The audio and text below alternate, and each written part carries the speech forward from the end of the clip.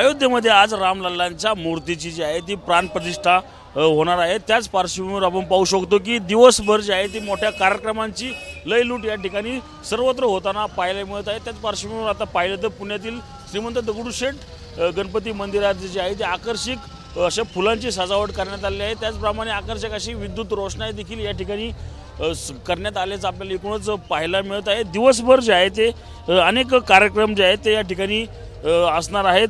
त्याच पार्श्वभूमीवर जी आहे ती फुलांची सजावट केलेली पाहायला मिळते। आपण पाहू शकतो की श्रीराम असेल, लक्ष्मण असेल किंवा सीता हनुमानांची प्रतिकृती देखील या ठिकाणी साकारण्यात आलेले आपल्याला पाहायला मिळत आहे। रामलल्लांच्या मूर्ती जी आहे ती आज अयोध्येत प्राणप्रतिष्ठा होण्याच्या पार्श्वभूमीवर अनेक भाविक जे आहेत ते सकाळपासून पुण्यातील मंदिरांमध्ये जे आहे ती गर्दी करू लागल्याचं चित्र एकूणच पाहायला मिळतं। आपण पाहू शकतो की दगडूशेठ मंदिराच्या आसपासचा परिसर जो आहे या ठिकाणी बाहेरून भाविक जे आहेत ते दर्शन घेताना पाहायला मिळतात। त्याचप्रमाणे आकर्षक विद्युत रोषणाई देखील बाहेरून केलेली आपल्याला एकूणच पाहायला मिळत आहे। त्यामुळे दिवसभर जे आहे ते या ठिकाणी संपूर्ण कार्यक्रमाची रेलचेल जी आहे ते पुणे शहर असेल किंवा आसपासच्या परिसरामध्ये आपल्याला एकूणच पाहायला मिळणार आहे। कॅमेरामन तुषार सह रणजित जाधव, TV9 मराठी, पुणे।